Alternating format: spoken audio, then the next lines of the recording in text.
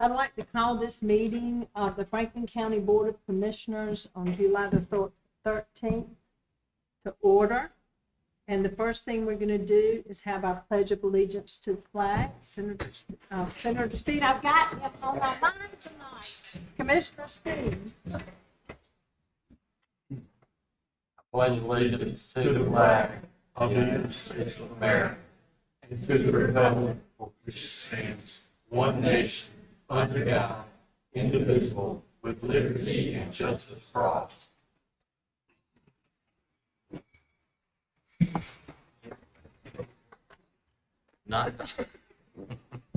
Good evening. I think everybody's here. I don't know where Commissioner Foy is this morning. I'm sure this afternoon he'll be here in a minute.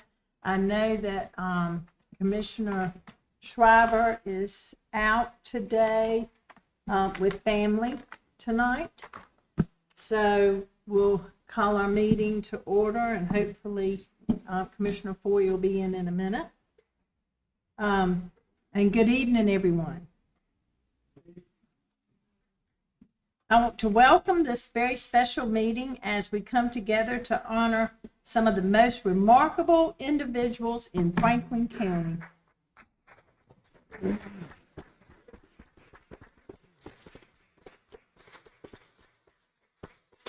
Tonight is not just about medals, scores, or trophies. It is a celebration of human spirit, dedication, and pure joy of competition.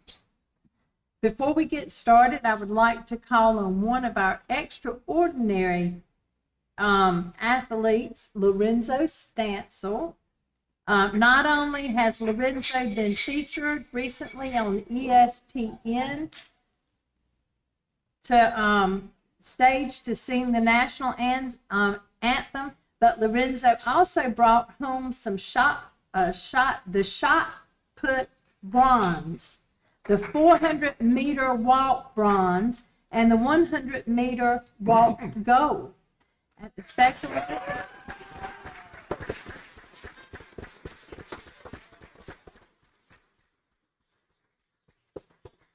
This was at the Special Olympics USA Games in Minnesota in late June.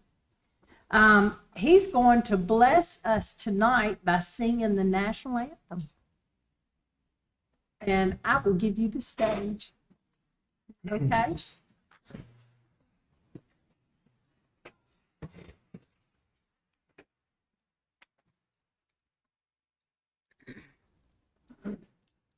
Oh, say, can you see by the dawn's early light what so proudly we hailed at the twilight's last gleaming, whose broad stripes and bright stars through the perilous fight o'er the ramparts we watched were so gallantly streaming, and the rockets wrecked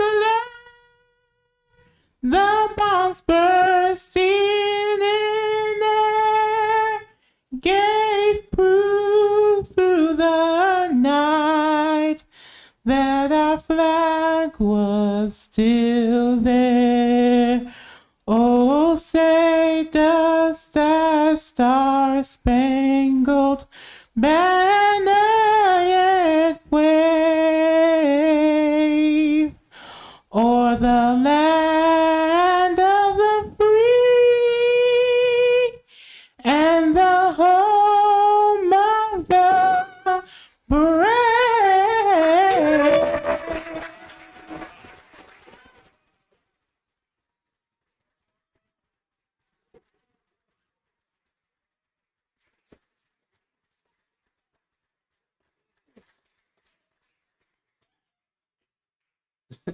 Wow, what a performance. Thank you, Lorenzo. That was awesome. That was just awesome. Thank you. Our Special Olympic attendees remind us of what is truly possible when passion meets perseverance. They have trained hard, pushed past limits, and broken down barriers, and shown us that true sportsmanship means lifting each other up, cheering for your rivals, and giving everything you have to the game. At this time, I would like to call all the athletes forward, and we're going to read the proclamation in their honor. So if y'all will join me in an applause for all these athletes for today's.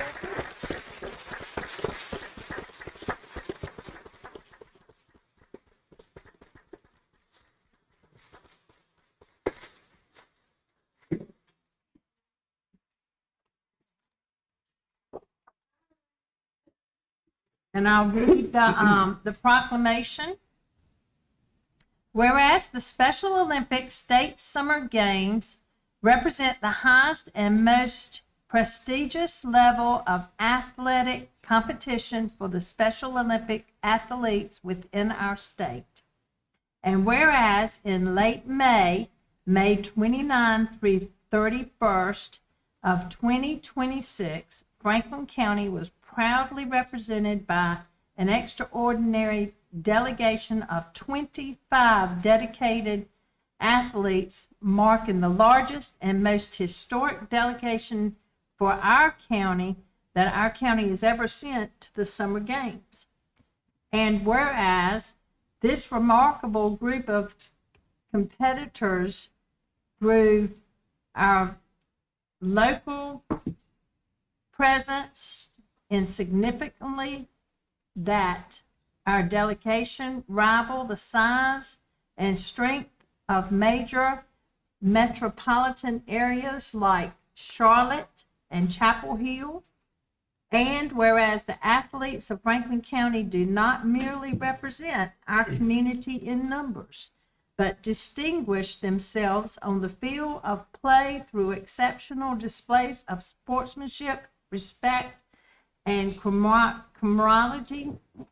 And whereas these 25 athletes perfectly embodied the Special Olympics athletic oath, demonstrating immense bravery in the face of intense competition and unyielding determination to achieve their personal best.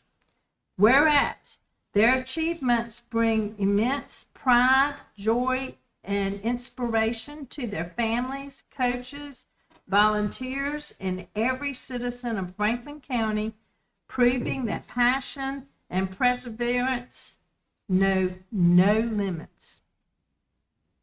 Now, therefore, be it resolved that Franklin County Board of Commissioners officially proclaims our highest commendation and heartfelt congratulations to the 25 athletes of Franklin County Special Olympics delegation.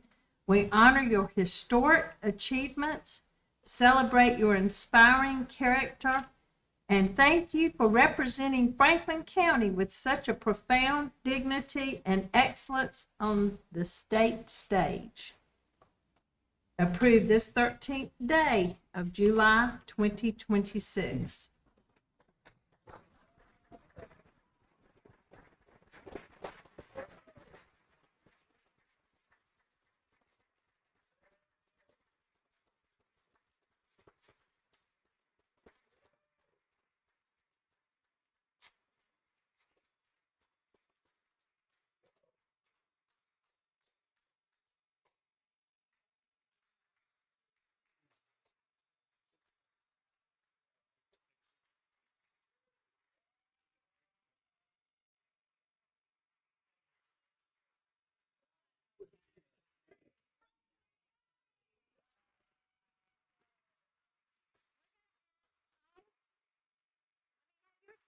we're going to ask all of you to step out front in front of the seal, and we're going to take a picture of you with the commissioner. Okay, thank you. Okay.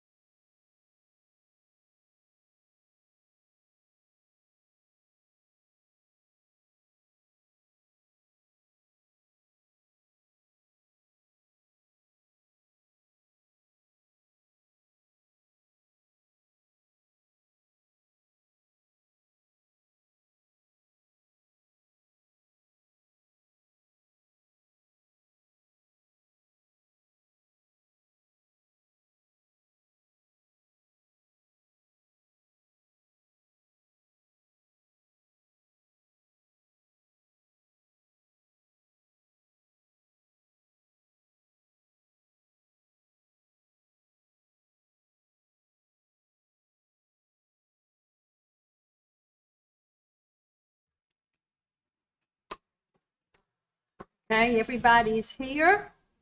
So we're going to have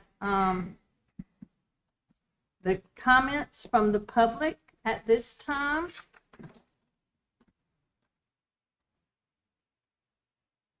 Our first speaker is American Legion Post 105, Lewisburg. It doesn't have a name of who's speaking for you. If you'll give your name and address when you come up. And you know, and I didn't read the that this is the time set aside for the Board of Commissioners to allow individuals 5 minutes each to address the board on issues concerning the county. The total time is set aside for public comments is 30 minutes. So I'll let y'all proceed. Good evening. My name is Buddy Hines. I am the commander of American Legion Post 105 here in Lewisburg. This is my counterpart with Post 228 here in Lewisburg. Give me your name and number. This is JaVale Massenberg, Post Commander 228. Thank So you. there's 2 posts here in the area, and what we come for is ask for a, saying goes, we serve the military with duty, honor, and country. That's what we serve for. That's what we still stand for today as veterans. We come with hat in hand, basically asking for a designated spot for a Veterans Memorial here in Lewisburg. Franklin's got one. Henderson just got theirs. But here in Lewisburg, we don't have one. And that's been kind of a sore point for a lot of us for many years now. And I think it's time that we, as Lewisburg, as a community, step up together and just get one. What we come for tonight is to ask for a designated spot to do this here in town. We've heard through that maybe the corner of Church Street and Nash Street, where the courthouse annex is going now, maybe a designated corner there. But we've come, I guess, basically hat in hand, asking for help to where we can put one. We won't know how it will look at all until we get a designated area that will design it to fit that area. But as most of you know, what most of it will be, we'll put blocks of bricks there with the names of all the veterans of Franklin County or Lewisburg area who have served and want to get one. And then we'll have all the flags of all branches of the service, even the Space Force to this day, but then all representative for all of us, because we've all served. Many of you have served, I'm sure. It's time now, just get a Veterans Memorial for Lewisburg. We just don't have a spot to put it, and that's what we're asking for. Okay. You know, Okay. Now, are you with the Post 228? Yes, ma'am. So you were signed up next. Do you want to speak? Do you need to say anything? Oh, I'm just here as Mr. Commander Hines was saying that as support from the county to help us make this monument memorial happen. Okay. Basically, you pretty much covered everything. We just want to make it happen. Okay. I want to give you these 2 cards, and this is for our county manager here. And if y'all will call him, he has more details that he can talk to you about. So there's one for each of y'all. try calling, there we go, call back. Oh, Cell phone on there. Okay. call that number. Call back? Yes. You didn't call the right number. Okay. How's that? But that's what we come for tonight, and we thank you very much for hearing us out. But Sure. any help or assistance that we can get in this area to see what we can do, and I guess the old saying goes, faster the better. It's time we get moving with this. All right. So thank you for your support, and thank you for hearing us out. Thank you. Thank you, guys. Thank you. Our next speaker is Scott Strickland.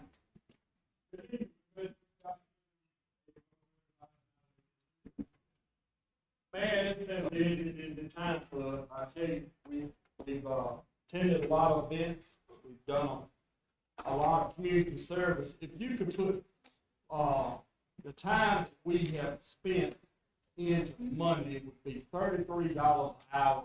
Over 2,000 hours we have put in doing events in Franklin County.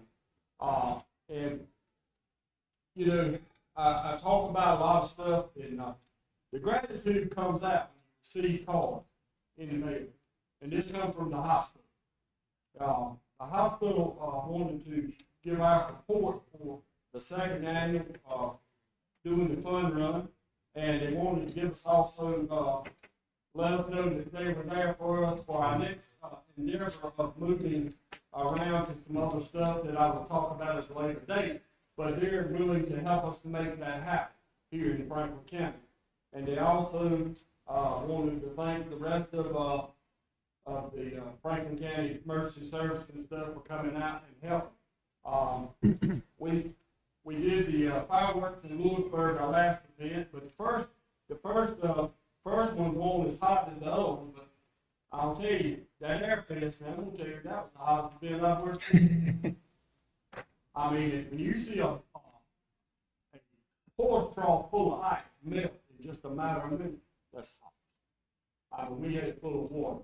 But we attended, we had a great event with the rodeo and stuff, and I just appreciate the support that we get from the board.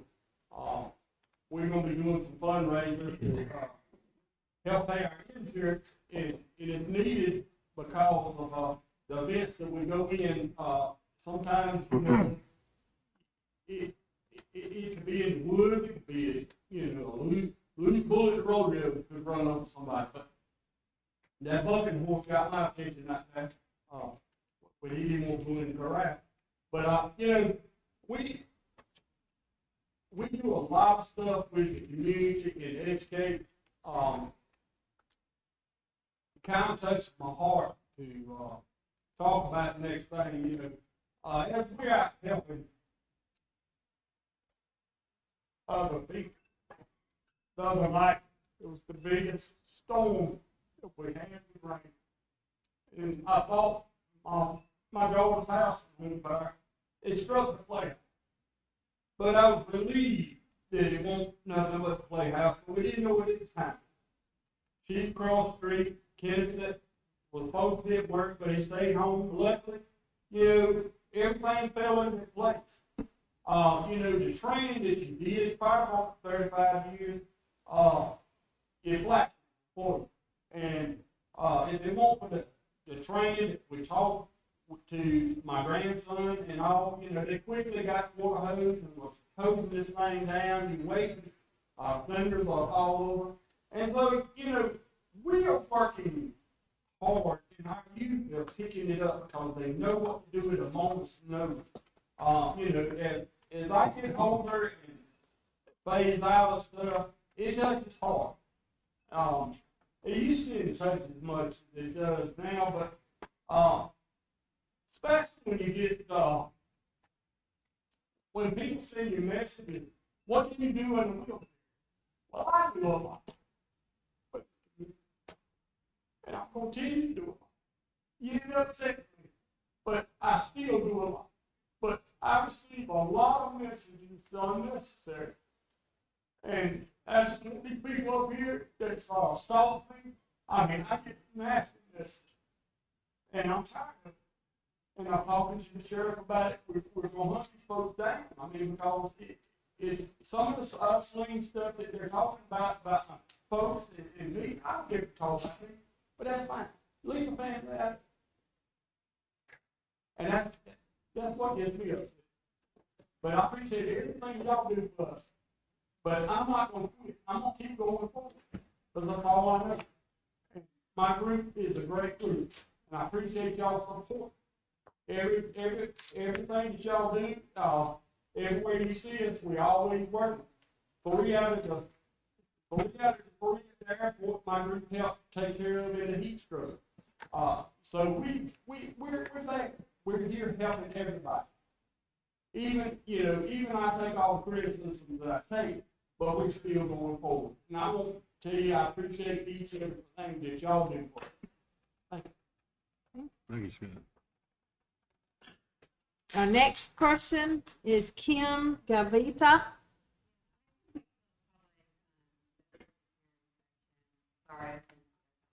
That'll be fine.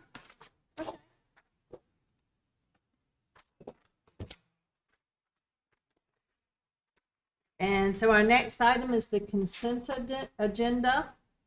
Madam Chair, if I may, I was approached by a possible consent agenda item for road abandonment in Powell.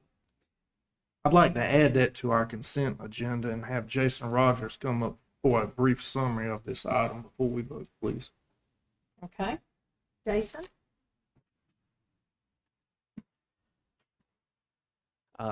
Commissioners, good evening. We have a road abandonment petition submitted by a number of property owners in the Pilot community, the Pilot Baptist Church trustees, the Lewis family, as well as the Williams family, all property owners along Clyde Pierce and Stallings Road. They have requested that those short sections adjacent to the church be abandoned from the state maintenance program in order to shut those off. They have expressed concern that the amount of people that they have in that area at one given time, particularly with the daycare, with their family life center, that they're worried with the speeding and the cut-through traffic that occurs on that that section of highway is going to result in an injury or even worse, perhaps a death. And so they have asked DOT to consider this, and DOT's instructed the petitioners to come before the Board of Commissioners with a resolution seeking their support for removal of this section from the state maintained system. Once the commissioners endorse a resolution, they can move forward with formal abandonment through the State Board of Transportation. So this is the next step in their process, and I'm happy to answer any questions the board may have at this time. Mr. Jerry Carlisle is here as well. He is one of the lead trustees for the Pilot Baptist Church, who could also speak on that, on this item as well, if you guys have any additional questions. Does anybody else have any questions on Is the this? daycare, Jason, is the daycare at the church or is it the building adjacent to it? So the daycare is located directly on the east side of the church. So they have a crosswalk there now. I see. The barricades, if you look in your packet, would be just behind the Carlton Blake Lewis property and just in front of the, or just past the Olivia Lewis Adams property. So that will restrict the access between the two. And they've been working with these property owners so that they can get some additional right-of-way between the church and NC 39. I think the church has already worked with Ms. Adams to combine a strip of land so that she'll have frontage out to NC 39. The church obviously already has contiguous frontage along NC 39, and Mr. Lewis and Ms. Williams have frontage along Old US 64, as well as the remaining section of Stallings Road to continue access. So everyone will still have suitable access to and from their properties. And if I'm not mistaken, if we adopt the resolution tonight, it goes back to the DOT. Yes, sir. Ultimately, they make the final decision Yes, on sir. the closure of the road. Okay. Anyone else got any questions? Okay, are you making a motion to add this to the consent agenda? Yes, ma'am. And do we have a second? Second. All approved, say aye. Aye. Anyone opposed? Okay, that's added to the consent agenda. Now we have all the other items, the June 15th meetings, the budget amendment 1. I'd like to get, Chairwoman Bragg, I'd like to get a little bit of clarification if, I don't know if our county manager can speak to it as far as FY27, budget amendment 1. Can we, Ryan, do you mind sharing a little bit of information just on the finance and the information, or Jamie, either one? Yep. Jamie, if you don't mind, just what you've got going on and the implementation of some new technology, I think would be important Yes, sir. for the public. All right, let me get to the right one. So budget amendment number 1 is transferring over purchase orders that are outstanding from fiscal year 26. It's for things that we have, projects we've started or things that we've ordered that hasn't come in time. And so that money, when we close out 26, falls into fund balance. And so for us to be able to spend it in 27, I have to do the budget amendment to take it from fund balance and put it into those respective budgets so we can do those purchase orders again. For specifics, for finance, the $532,663 is the remaining of our Tyler Munis conversion that we're doing for all of our financial systems and HR and public utilities. That's still ongoing in 27. The $366,566 is for a state grant that that the sheriff's office received. We ordered a big piece of equipment that hasn't come in yet, and so we have to keep it so we can pay that bill when it comes in. The $822,000 for IT is for infrastructure and equipment that was ordered in 26 before prices increased, but again hasn't come in. Are there any other specific? No, I just wanted you to hit the highlight because I knew you were rolling in some new implementation on your side. Certainly We went that. live July 1st with my financial system for the ERP side, but we still have the HR and payroll and then public utilities doing theirs as well. Okay. Yeah. And that's been a long time coming, I think, for you, and hopefully make everyone's life a lot more efficient. And yep. Okay. And the $1,573,762 for the water and sewer enterprise fund, it's the same thing.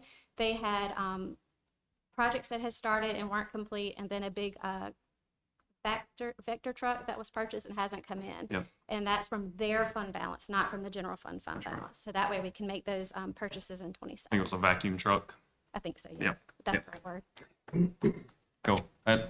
That's good. Thank you. I just wanted to make sure everybody was aware of that. So Okay, thank you. General Fund Capital Reserve Fund Budget Amendment number 5.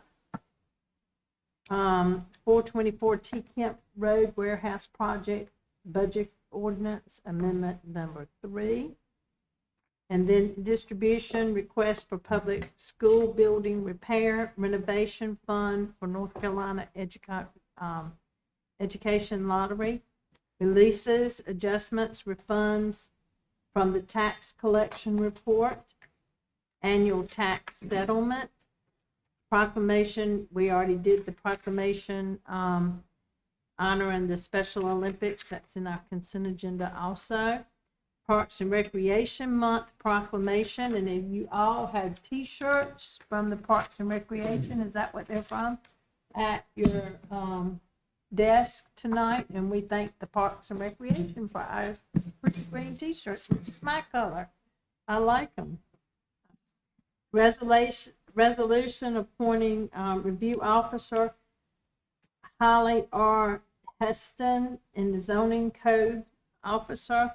Resolution appointing review officer Andrea Radford for senior planner, and Williams Communication change order number 5. Do we have any questions about any of these things now on the consent agenda? And the road abandonment? Yes. I'll make a motion, we approve the consent agenda. Do we have a second? Second. Okay. We will move right on to our public hearing. we need to vote on that. Oh, we need to vote on the consent agenda. I'm sorry. So we have a first and a second. All approved, say aye. Aye. Anyone opposed? Thanks.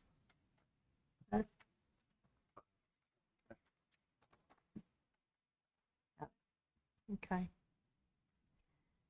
Okay, we have the text amendment, 26 UDO-01. The county's unified development ordinance does not currently define or establish standards for the data centers. And we're going to ask Jason Rogers to come up and talk about this to us. Yes, ma'am. Thank you, Chair Bragg, Board of Commissioners. Allow me to speak to you all this evening. We do have UDO text amendment 26 UDO-01 before you. The purpose of this text amendment before you this evening is to create a new land use category for data centers, including crypto mining currency and data processing facilities. Our current UDO does not specifically address these uses. This amendment establishes a review process and development standards before the county receives an application, allowing staff to proactively address potential impacts. It also provides the board with the regulatory tools necessary and framework for data centers before an application is ever submitted. Apologize here. Thank you. Again, the purpose with this amendment tonight before you is to protect neighboring properties and community character, ensure compatibility with existing land uses and surrounding land uses, address noise, utility capacity, environmental impacts, and site design, establish regulations for data centers and cryptocurrency mining facilities, and provide clarity by establishing a clear review process. It's important to note before we move forward that North Carolina law does not allow the county to outright prohibit a use through the UDO. Instead, we have an opportunity to establish a clear framework for data centers before an application is submitted. So the proposed text amendment to the Unified Development Ordinance seeks to define and classify a distinct land use category known as data centers. The data center category again includes cryptocurrency mining, which is similar in nature, and data processing facilities. Again, the amendment establishes clear review standards for this newly defined category, as it's not currently defined. And I will point out, when a use is not specifically defined within the ordinance, the way the current ordinance is designed, an applicant would have the opportunity to move forward with a conditional zoning request because, again, we cannot outright prohibit a use. So if it's not specifically listed, either we have a category for it or we must allow an applicant to either amend the ordinance or move forward with a conditional zoning. So ultimately, the board would have discretion in this matter. However, we would not, if we received an application, we would not have specific review criteria from which to base the use on. So we would be reacting to an application rather than being proactive. The proposed text amendment adds data centers as a tier 2 conditional zoning use in the heavy industrial zoning district, so our more intense zoning district, subject to specific design standards, and also includes a minimum acreage requirement of 25 acres. And I want to point out to the board and the public, the county has not received a data center application to date. So again, we're trying to be proactive. In the event that we receive one in the future, we have review guidelines by which to review an application from. So just real quick to point out conditional zoning as opposed to, say, a special use. I know the board's been very familiar with special uses. We've had a number of cases before you all in the last few months with towers, solar farms. The boards, when they review a special use application, as you recall, it's a quasi-judicial proceeding where the applicant must meet findings of fact, and the board has much less discretion in whether to approve or deny a request. Conditional zoning gives the board the broadest discretion available because it is a legislative process. So, again, it would give the board the ultimate authority in whether or not an application would be approved, should we receive an application that meets the standards that we're going to go over in a moment. One of the requirements is to hold a neighborhood meeting should we receive an application. So the applicant would be bound to hold a neighborhood meeting. They must notify all property owners within 1,000 feet, provide at least 10 days notice, hold the meeting between 6 p.m. and 8 p.m. on a weekday, hold meeting near the proposed site, present the details and receive public comments, present project details and receive public comment, and then ultimately submit the meeting summary and attendance list to planning staff so we can distribute that to the planning board and ultimately the board of commissioners. So the neighborhood meeting requirement allows property owners to have an opportunity to learn about the project well in advance and provide feedback early in the process. Location restrictions.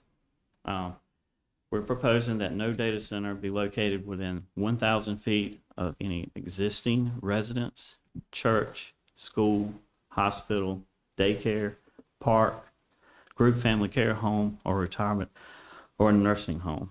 Obviously, these are sensitive land uses. Feel like this separation requirement is appropriate. A lot of peer jurisdictions have somewhere around 500 feet. We felt that 1,000 feet was more appropriate here in Franklin County.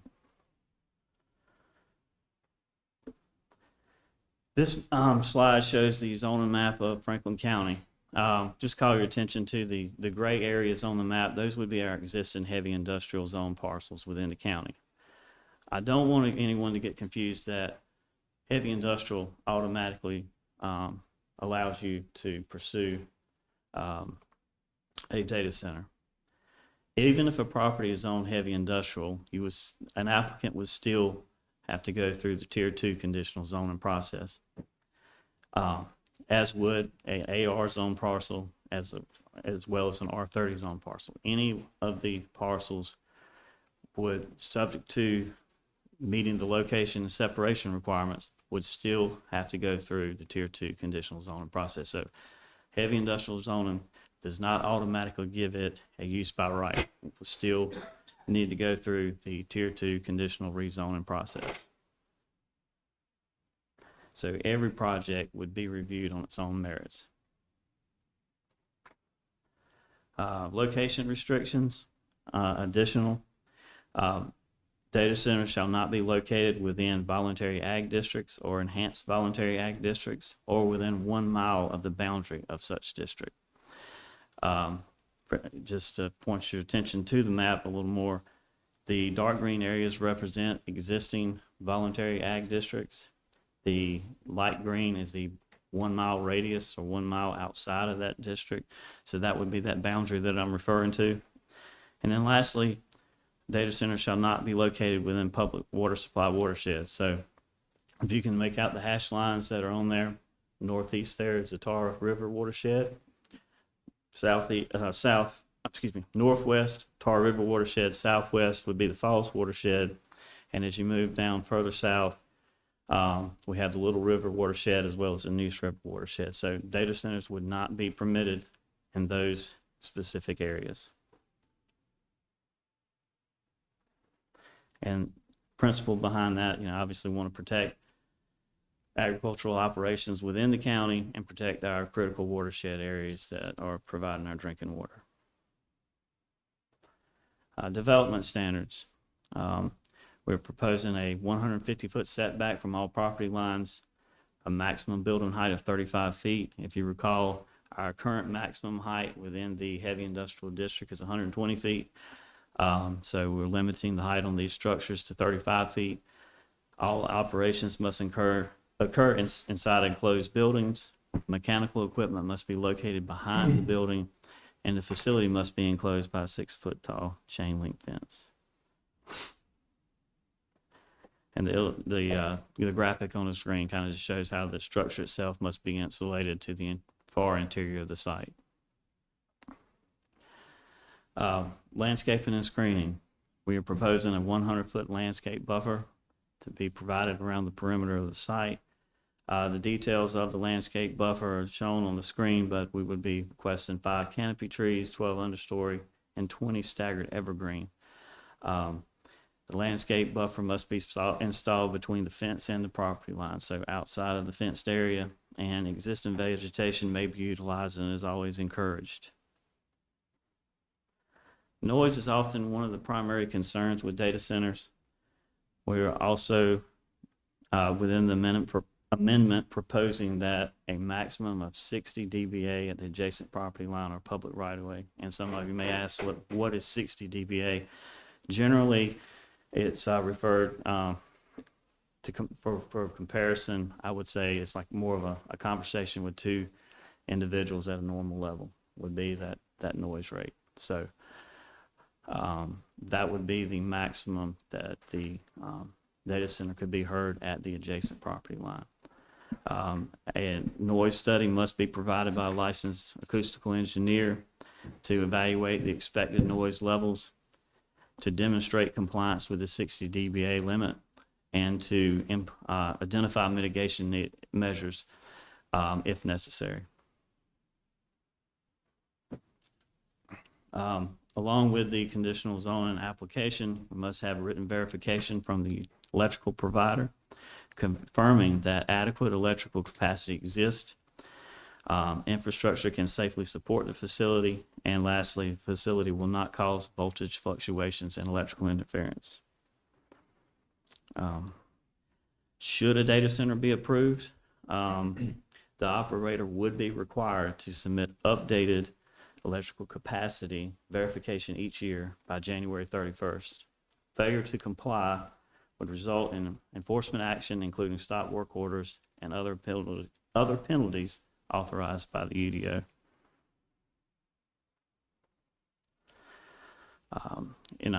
Anytime you are adding a specific use or category to the ordinance, you must include a definition. So we have defined data centers, consistent with what we've seen across the state and the nation. But in summary, a data center is a facility designed to house and operate computer servers, data storage equipment, networking and telecommunication systems.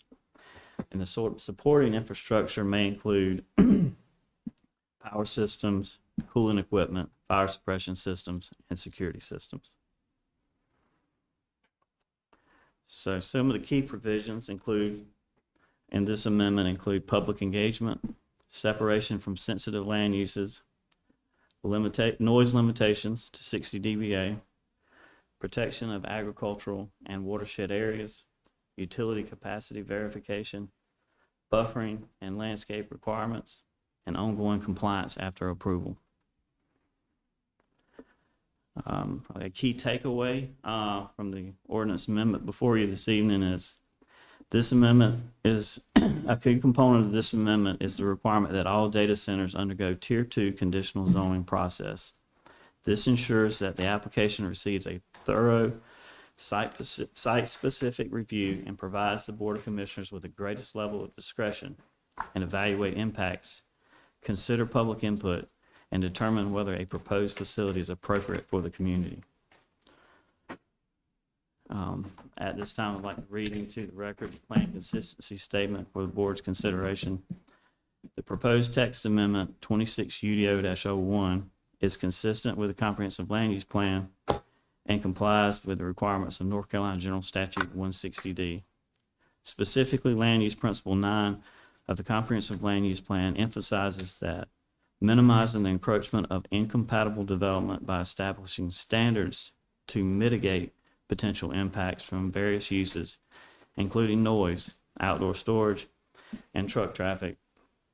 The proposed amendment supports this principle by establishing development standards for data centers.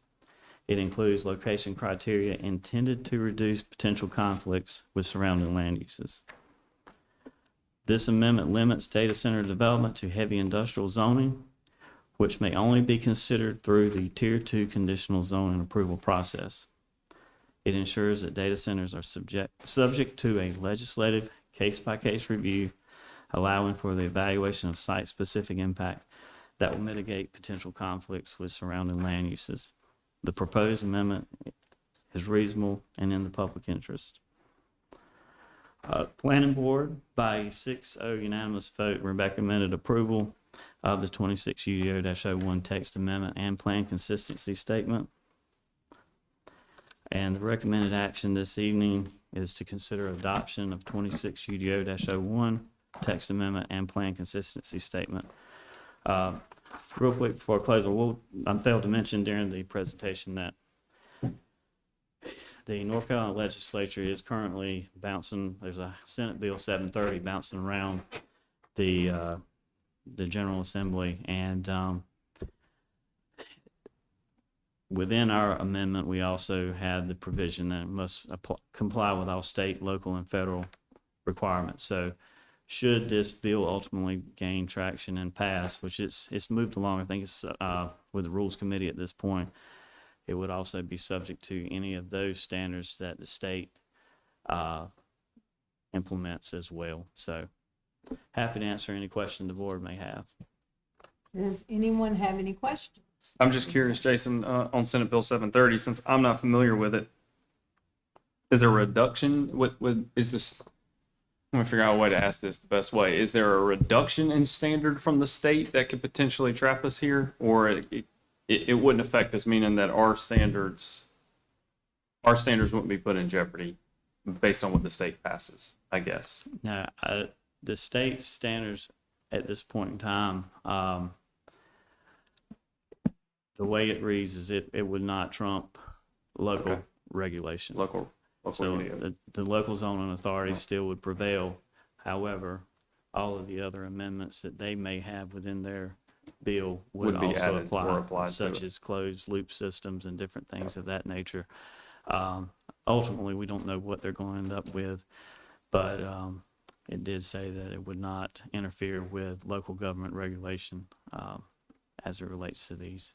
And I'll follow up with that just to make sure, as of now, the county has not been approached by anybody looking to put a data center in. That's correct. As far as you know. Plant Department has received no application or zero inquiries about locating a data center within the jurisdiction. Any other questions? Anybody else got any comments, questions? Jason, where's the closest application at for this? Probably the closest would be Vance County. I think they've had some interest, or at least are reviewing an application, but and perhaps in Warren, but Franklin County has not received an application, or we have not had any discussion with an applicant about a data center. Again, this is a proactive measure. I mean, it's been all across the listserv, NC plan that we review, and people are really just trying to get ahead of it before we ultimately receive one. There's several counties and municipalities that have implemented moratoriums, I think, but the bulk of those, based on my research, they're in the midst of a major UDO rewrite, which we completed a large rewrite in 2021. So rather than they patch up the current ordinance, they're just saying, let's put a pause and we'll address this during our rewrite. So looking at the zoning map, really, there can't be but a handful of sites that would even be able to apply inside the county. well, certainly, the voluntary ag district 1 mile outside, and then the watershed areas, that does limit the footprint quite a bit. But I just want to make sure that folks understand that just because a parcel is zoned heavy industrial does not mean that's a parcel that's eligible. It could be a parcel that's zoned AR, assuming that they are meeting the separation requirements from a church, school, hospital, daycare, or park. So, Thank you, I'm good. Thank you, Jason, for Yes, putting ma'am. this together, because we've all been, since we've watched the news about Vance County, and we've all been just kind of talking amongst ourselves or to each other about something that we need to take some action. yes, ma'am. And that's what we're doing with this, and thank you Yes, for ma'am. doing that. Thank you. We're going to open a public hearing to talk about the data centers and about this action. Do I have a motion from, and do I have a second? Second. We have a motion and a second. All approve, say aye. Aye. Anyone opposed? Okay. The public hearing is now open. Do we have anyone who would like to speak about this? Yes. Come up and state your name and address, please.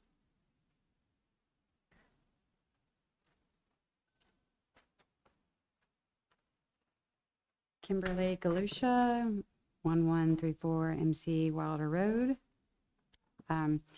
Yeah, so I did think that the overall ordinance was thorough. I just wanted to point out a few things in these comments.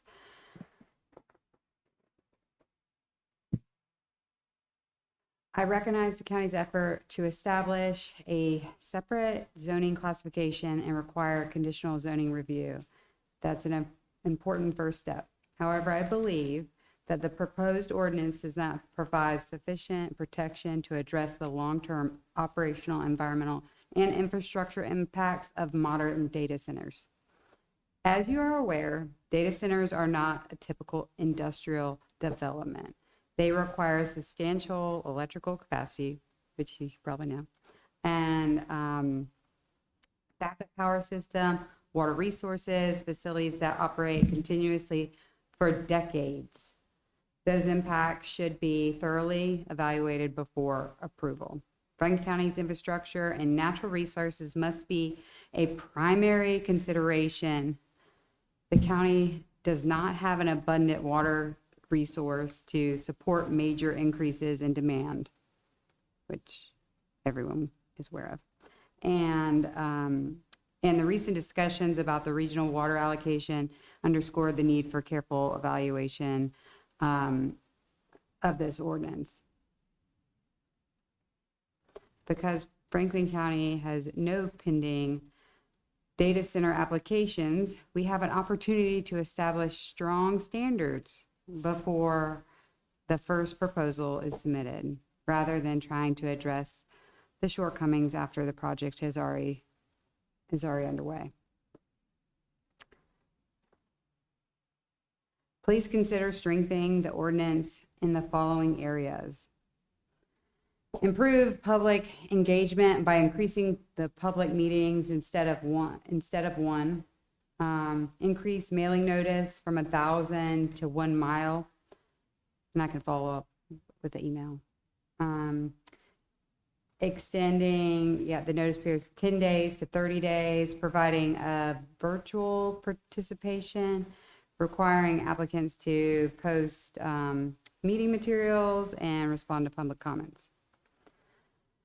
Increase setbacks and buffers. The proposed 150 feet setback is too small for facilities containing cooling systems, backup generators, fuel storage. Increase setbacks to at least 500 feet from the property line and 1,000 from residential, with consideration of 2,000 feet setback. Or for much larger facilities, a mile. Strengthening noise standards, lower the maximum operational noise limit from 60 to 50 during the day and 40 to 45 at night. Require independent pre-construction noise studies, continuous monitoring, post-construction testing. Improve design standards, requiring acoustic enclosures, sound walls, earthen berms, evergreen screening, which I think was mentioned in the proposed ordinance. Strengthen environmental protection by requiring groundwater assessment, private well inventories, and post-construction water quality monitoring, water use analysis, air quality assessment, which I think Virginia is struggling with nitrates and the dust from the diesel generators that they run at peak hours every day. Protect water quality, air assessment, traffic impact studies, and emergency response plan. Protect agriculture by extending protections beyond the voluntary agriculture districts to include prime farmland, important agriculture soils, or active farms regardless of enrollment. Strengthen the electrical infrastructure requirement by evaluating demand, grid reliability, infrastructure cost, annual reporting on energy use and generator usage, outage events, and expansion plans. Require other processes such as decommissioning plans, financial assurance to ensure that data centers ensures data centers, substation, fuel systems related to infrastructure can be safely removed, and sites can be restored. It's common sense. I would also encourage Franklin County leadership and the Planning and Development Department, if you have not already done so, to research communities across the country that are struggling with the impacts of large-scale data centers, and revisiting their ordinance after experience issues related to noise, electrical infrastructure, water usage, traffic, environmental impacts, and neighborhood compatibility. Franklin County has an opportunity to learn from those experiences and adopt a thoughtful standard before these challenges arise here. Thank you for your time and consideration. I have compiled an extensive list of questions, and I can supply these via email if you would like as well. But in response to the PowerPoint here, I would ask, why would we need to protect our water supply? Why would we need to protect the sensitive populations, such as daycares and churches? Who would be responsible for the comprehensive review of any application for a data center? Would that be the county staff? Are we gonna require them to hire a independent party for review? How will the county verify compliance with the 60 decibel noise limit after the facility has begun to operate? Is that code enforcement, zoning? Who's going to do that? Will the independent post-construction noise testing be required if the neighboring residents files a complaint? So the county's response into complaints, right?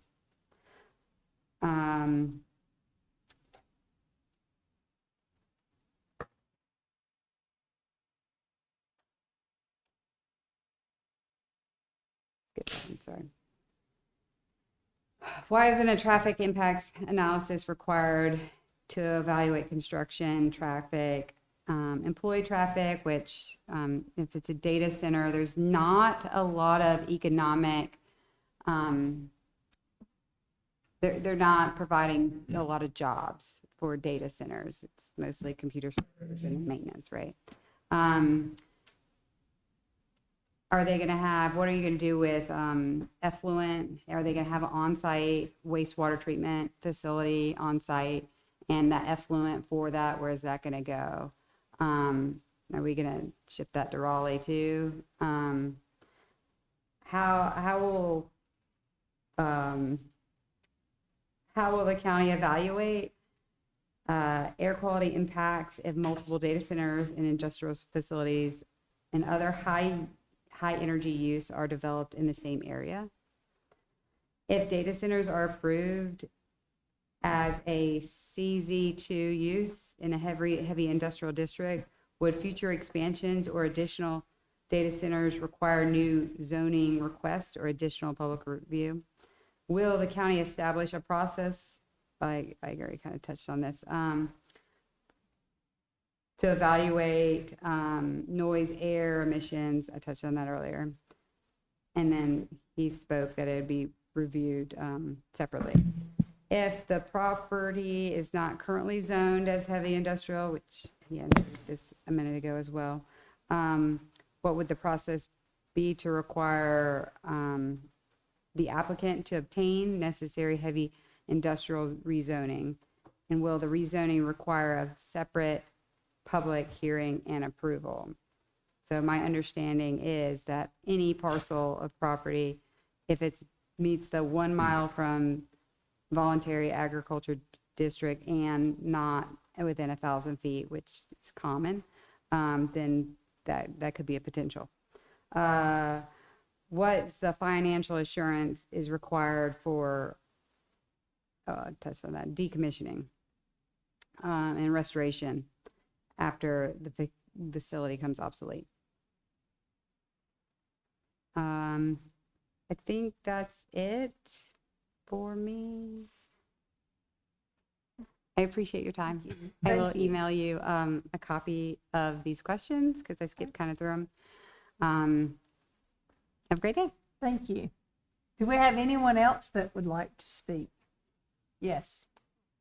We have one here. Good evening, Tanis Jenkins, 406 North College Street, Youngsville. My concern with a data center is the water issue. And we already have a water issue in Franklin County. Then you bring in a data center. I'm just thinking about the surrounding counties. They're not for it because of the issue with the water. And then I see this with Franklin County, the county that I live in. So that's my biggest concern with the data centers, the water issue. Thank you. And we're trying to protect the county from that. Okay. Our next speaker. Hello, my name is Darren Wilder. I live at 32 Wild Acres Drive, Franklinton. Thank you, Jason, for your presentation. I thought you did a very thorough job. Everything from my telecommunications experience, you covered a lot of things that I've seen in just general work that we've done with the carriers. My question, which also goes back to the water and to the electricity, I know that you've got in there about, you know, they need to give you an estimate and have talked to the power company to make sure the power's there or will be there. Also, when it comes to water, and I'm not familiar with why so much water is needed, but, you know, I would think also they need to be able to tell you up front how much water they need and if that's going to change. And I think really for the help of managing water for this county, that they should be able to tell you yearly, like on the January 31st date, just how much water they're using and how much more water they think they're going to use. That way you're not saying a yay or a nay on can it be built, but it gives you more information up front of what you're planning to use. And the reason I'm bringing this is because if you do go out into the social media and into the newspapers, there's a lot of fear going around. And I'm not saying I'm for data centers. I'm not saying I'm against them. I'm just trying to think of ways for the county to protect themselves. If they're going to come in and say they're going to need an electrical upgrade, what's going to really scare people in the area is residentially, my power bill's going up. And so therefore, if they're going to do this, I would like to make sure that, hey, they are footing the bill for the infrastructure upgrades. Same for the water. And I just want to I think it was a Salt Lake City News article I read where a data center was built in California, said they didn't need water because the technology had changed. But then they're now suing that area of California for water that they said they didn't need. So I just want us to be taking the emotion out of it, just making sure that we are requiring the right things up front. If you're going to need more power, how are you going to bring power and it not be put on the bear of the consumer? Same for water. Thank you. Okay. Does anyone else, is there anyone else that would like to speak? If not, then do I hear oh, we do have somebody. Okay, come on up. Don't be slow at jumping in up when you want to speak. Good evening. My name is Shabaka Williams. I live at 50 Tobacco Woods Drive in Youngsville. I just want to say thank you. I do appreciate that presentation and the proactive nature that seems to be here in an attempt to get ahead of the curve and just to be responsive, not reactive. And so I want to say thank you for that. Admittedly, I'm quite ignorant when it comes to data centers. I know what they are. I know that there's been concern across the country. And so when I heard about this hearing tonight, I did what probably most people do. And I went to the internet and became YouTube trained in just a few hours. There is lots of fear mongering, as someone just referenced. There's lots of pros and cons. And at least my takeaway from it would be the need again to do research, thorough research, and to study. I know there's lots of concerns about water. One video that I watched really said that when you compare the usage of water to data centers in the United States, it's actually the lowest usage in a lot of industries. We spend more water to raise our crops than we actually do at data centers. That's not to say that us being proactive and protecting that resource in Franklin County is something we shouldn't care about. We should. I so appreciated the map that showed all the different areas that were essentially data centers would be excluded from.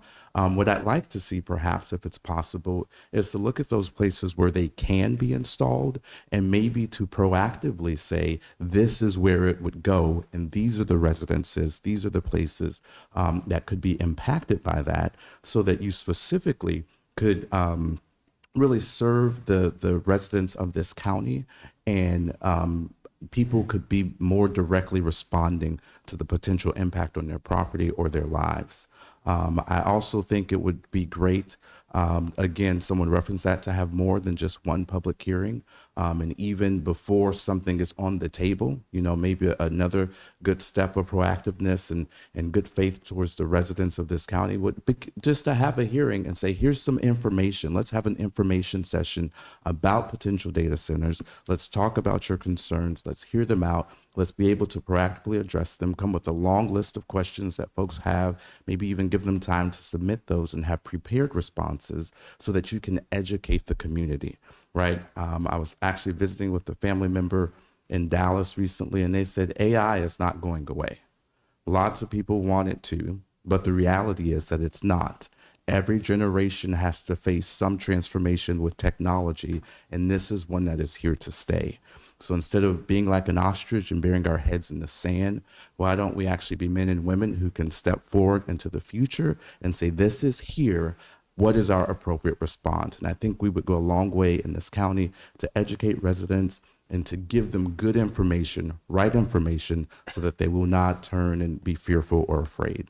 So again, thank you for the proactive nature. I appreciate it so much. And I hope that we can continue to move forward in wisdom and in prudence. Okay, thank you. Is anyone else that would like to speak?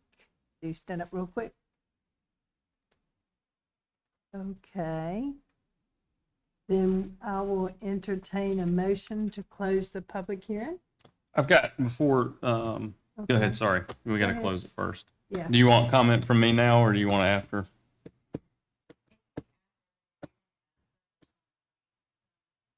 That's fine. Why don't you go ahead and close it, and then Okay. I'll share my thoughts, a couple I'll thoughts. hear a motion to close the public hearing. So move.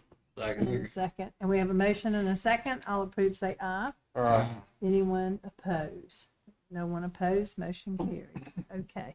Yeah, Commissioner Davis? I wanted, obviously, I'm sitting up here, I know nothing about data centers or data centers other than what you hear on the news one way or the other. And so I appreciate the county kind of being forward thinking in this.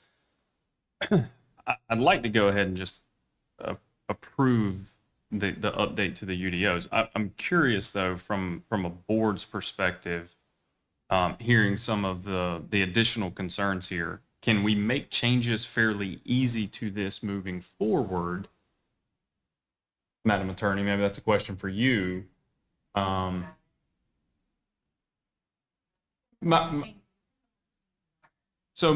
where I'm getting at with this. We can go ahead and do this tonight, and that's fine, and that's great.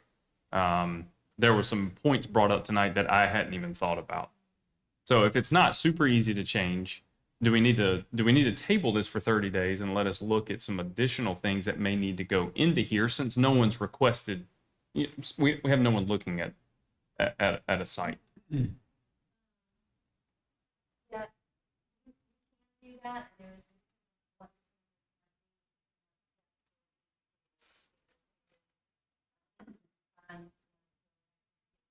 Yeah.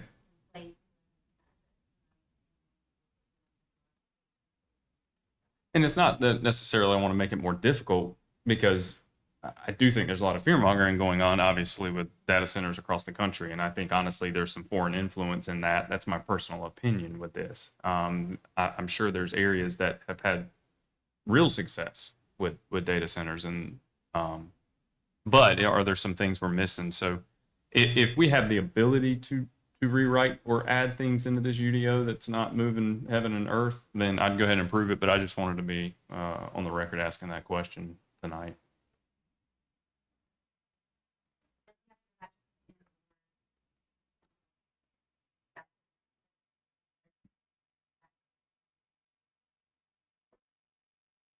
Go ahead, please.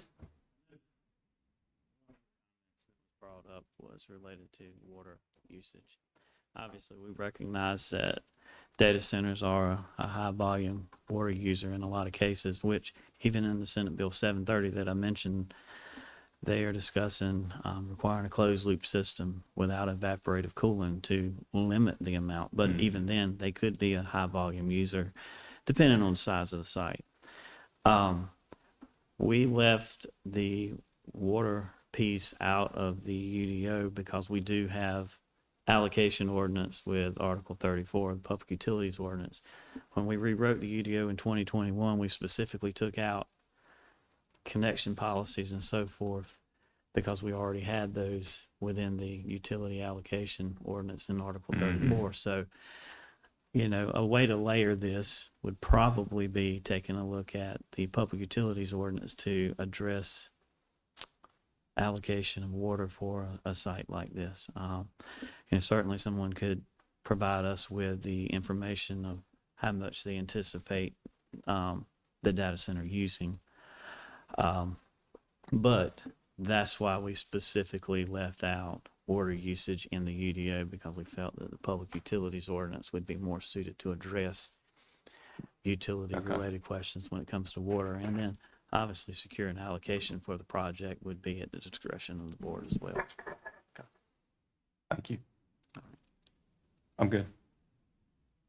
Okay, so do we want, go ahead. Yeah, I was just gonna say, you know, I share some of your same concerns too, Commissioner Davis. I was wondering the same thing with some of these other recommendations, whether we need to put it off and all, but at the same time, I think we'll take this action because whatever changes we can make, and do that. I don't think we need to spend any time trying to identify what can be changed now and put off taking care of this risk an application popping in before we take this. So I do recommend that staff work on some of these questions that came up. Let's identify those and try to tackle those in the near future. And the water ordinance is separate, so we can go ahead and work on that and do that. Yeah, that's So under, that's separate. that's under the WASA or, That's separate. allocation process. So we And so, can do that separately. We could approve this tonight and do that separately, which will strengthen Yeah. that part, that's right. correct? So what is the pleasure of the board for tonight? I'll make a motion, we approve the text amendment and the plan consistency statement. I second that. All approve, say aye. Aye. Anyone oppose? Then the motion carries. Okay, thank you. And we should look at the ordinance for the water. If you will start working on that and relay that to the committee or board. Okay? Okay. Our next action item, number 4, is a resolution adopting the Tar River Regional Hazard Mitigation Plan. And we have Nicholas Thorpe. He's over there. He's our Emergency Management Director, and he's going to present this regional hazard mitigation plan for us tonight. Good evening, Commissioners. Again, my name is Nicholas Thorpe. I'm your Director for Emergency Management. We're here to talk about the 5-year update to the Tar River Regional Hazard Mitigation Plan. This plan is a required update every 5 years from the federal government and the state government to ensure that we are prioritizing how we are planning for mitigating impacts from disasters and emergencies in Franklin County. It's required for us to review this every 5 years. It's conducted in a regional basis with our partners in Granville, Vance, and Warren counties, and all Franklin County municipalities also participated in this regional planning process. And we're asking the board to approve this plan so it can continue to serve as a benchmark for how we work towards mitigating disasters and emergencies in Franklin County. Update since 2021, which was the last time this plan came before you for review. Mainly it had some updates to some disaster history, as we've had many different things occur since then in the state and in our region. It updates the FEMA compliance framework for how planning should be facilitated, conducted, and written, and then updated the mitigation action tracking, how we track how well we are at meeting mitigation plans and goals that the plan lays out. You can see here on this slide, it has identified 9 out of 13, I think, identified risks for the state that could impact us here in Franklin County. The red ones being the areas that were at a very high risk for being impacted from drought, lightning, and winter storms. And the rest are moderately high risk, extreme heat, hurricanes, severe weather, tornadoes, and wildfires. So the plan works to try to identify how we can go about limiting the negative impacts from these risks. Why is this important is this plan is required by federal and state statutes and laws for us to maintain our eligibility for pre and post disaster assistance and grants. Since 2022, we have brought in around or over $300 in federal and state grants into the county to help support emergency response and mitigation efforts. Some of these grants include the Hazard Mitigation Grant Program, which will become available if we ever are impacted by a major disaster. The BRIC grant, which was one of the first grants we applied for when I got hired, flood mitigation assistance, and then other FEMA disaster and pre-disaster assistance and reimbursement programs. And without an approved plan from the state and FEMA, we would not be eligible to be applying for these grants as we do on a regular basis. And so in recap, this plan meets the 5-year cycle, update cycle.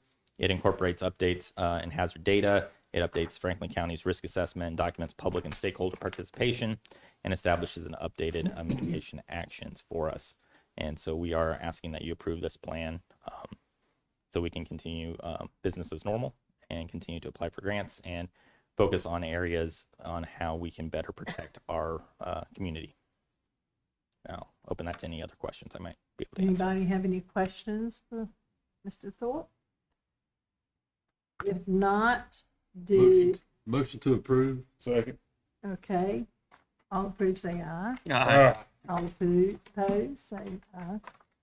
Okay, Thank you. the motion carries. Thank you.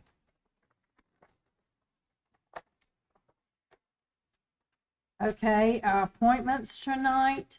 The board is asked to appoint or reappoint the following individuals to the Agricultural Advisory Board: Matthew Strickland of Lewisburg, Brandon Strickland of Harris Community, and Jeff Layton of Youngsville. Motion to approve. Do we have a second? All approved, say aye. Aye. All opposed. Motion carries. Okay, a reappointment for Sean Jernigan from Motion to Franklin. approve. All approved, say aye. Aye. Anyone opposed? Motion carries. Okay. These appointments are made. We need to appoint the voting delegate of the 119th Annual Commissioners Conference. And it's going to be held in Durham at the Convention Center this year. It's in August the 22nd at 2:15 is when we're going to have the delegate there to vote on the state's whatever we're approving during the conference that they have right before that. So we need to designate a delegate for this. And I designate Commissioner Davis, who will be attending. I'll be attending also, but if you'll be there to do that, do we need? You want me to vote? second myself? No, do we need to vote on that or just say he's going to it? Motion to approve them anyway. All approved, say aye. Aye. Anyone opposed? Okay. Now we have our board and manager and clerk's comments. I'm going to start with Commissioner May. You have any comments? Let's see, to start with, I went to the new remodeled library in Franklin County, and out there where it looks good, The staff does a good job over there. Then I also went to the 250-year celebration the senior citizens had last week. Had some good food over there, didn't they, Ryan? Yeah, yes, sir. Brian was even over there working, believe it or not. Then I also went to the, what was it called? The summer celebration held right here by the Human Resources. They done a great job too, so. Also, we visited the Franklin EMS station and / Senior Citizen Center. And I also went to, the new satellite fire department in Franklin. The guys got it looking good over there. The one on Gordonmore Road or the other one? Which one did you go to? The one right there where the man's sitting at right there. He's smiling. It's real nice, sure is. Okay, good, good, okay. That's it for me. All right, and the library that you visited, was that the one in Lewisburg? Right here in Louisville. Right here in Lewisburg, okay, good, good. Okay, Commissioner Speed No comments tonight. and Commissioner Davis. I mean, not Davis, I'm sorry. I'm looking at Commissioner Bunn and saying Davis. I'm sorry, I have no comment. okay, Let's see if Commissioner Davis can do that. yes, Me, Commissioner Bond down Yeah, I there. was gonna say, no comments tonight, Chairwoman. okay. And what about our attorney? Do you have any comments? And our clerk? No, oh, okay, nobody has comments. I attended all the regular things that I usually attend during the month, the Business After 5 in Franklinton, and our First Friday in Franklinton. The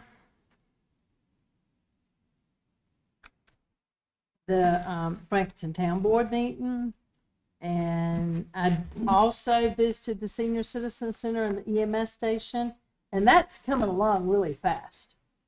I go in there about every once a week at least, and it's coming along. It's going to be very nice. I get questions about that in Franklinton all the time. I was honored to ask to read the Declaration of Independence at Bud's Tavern at their 250th birthday celebration, which was quite an ordeal. There was lots of people there, so I was really honored to be able to go to that. And that's all I have. Do you have anything? Thank you, Chairman. I'll just say thank you for our Parks and Rec Month proclamation. That was fitting. I did attend the Special Olympics event back in May. Great event. Thank you. I'm sure I'm forgetting somebody, but our facility staff, Emily and her staff, EMS, our public safety partners, all of our community partners who helped out. It was a great event. I was happy to be a part of it, but thank you and happy Parks and Rec Month. There you go. That's it. Okay, the other thing that I did is I visited the Franklinton Park, because y'all been telling me, and we know there's a lot of things going on, and they're doing a lot of improvements with steps going up to the walking track. There's lots of things going on there. There's people always there, and the improvements look really good. I want to tell you that they look really good over there. I was really excited. That park's a busy park. Okay, no more comments from anyone? All right, we're going to move to closed session. The board is asked to enter into closed session in pursuit of the following North Carolina general statutes: NCGS 143-318.11A3, attorney-client privilege communication; NCGS 143-318.11A4, industry economic development; and NCGS 143-318.11A6, personnel.